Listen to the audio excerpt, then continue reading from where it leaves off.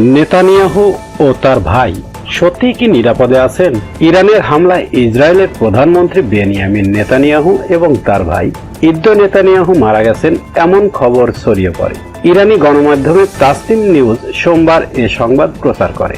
গণমাধ্যমটি Netanyahu নিহত হওয়ার বেশ কয়েকটি আলামত সামনে আনে। ফেব্রুয়ারিতে ইরানের মার্কিন ইসরায়েলি বিমান হামলার পর থেকে নেতানিয়াহু পরিবারকে নিয়ে নানা ধরনের গুঞ্জন হয়েছে। সম্প্রতি সামাজিক মাধ্যমে দাবি করা হয় যে ইরানের হামলায় ইসরায়েলি প্রধানমন্ত্রী বেনিয়ামিন নেতানিয়াহু নিহত হয়েছেন এবং তার ভাই ইদ্দো নেতানিয়াহু মারা গেছেন। কিছু পোস্টে দাবি করা হয় ইসরায়েলের জাতীয় নিরাপত্তা মন্ত্রী ইটামার বেন গভারও আহত হয়েছে।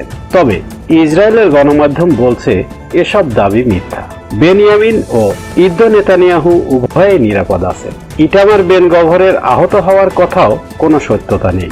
ইসরায়েলের বিভিন্ন সূত্রের বরাত দিয়ে হিন্দুস্তান টাইমসের প্রতিবেদনে বলা হয়েছে বেনিয়ামিন নেতানিয়াহু 9 মার্চ আশদোদ বন্দরে উপস্থিত ছিলেন এবং হামলার পর ক্ষতিগ্রস্ত এলাকা পরিদর্শন করেছেন। নেতানিয়াহুর অফিসিয়াল সামাজিক মাধ্যমে জানানো হয়েছে তিনি অপারেশন রোয়ারিং লায়ন অভিযান চলাকালে ইসরায়েলের সামুদ্রিক বাণিজ্য সচল রাখার জন্য পরিদর্শন ও মূল্যায়ন করেছেন।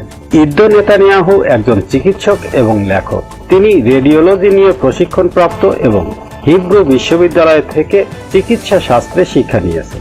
এছাড়া তিনি বেশ কয়েকটি নাটক ও বই রচনা করেছেন।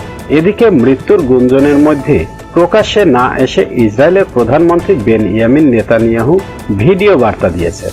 যুদ্ধাপরাধে অভিযুক্ত নেতানিয়াহু ইরানের বিরুদ্ধে যুদ্ধের কথা বলেছেন। তিনি বলেছেন যুদ্ধ করতে তাদের প্রচুর অর্থ লাগবে, এজন্য তারা বিশেষ বাজেট ঘোষণা করতে চান।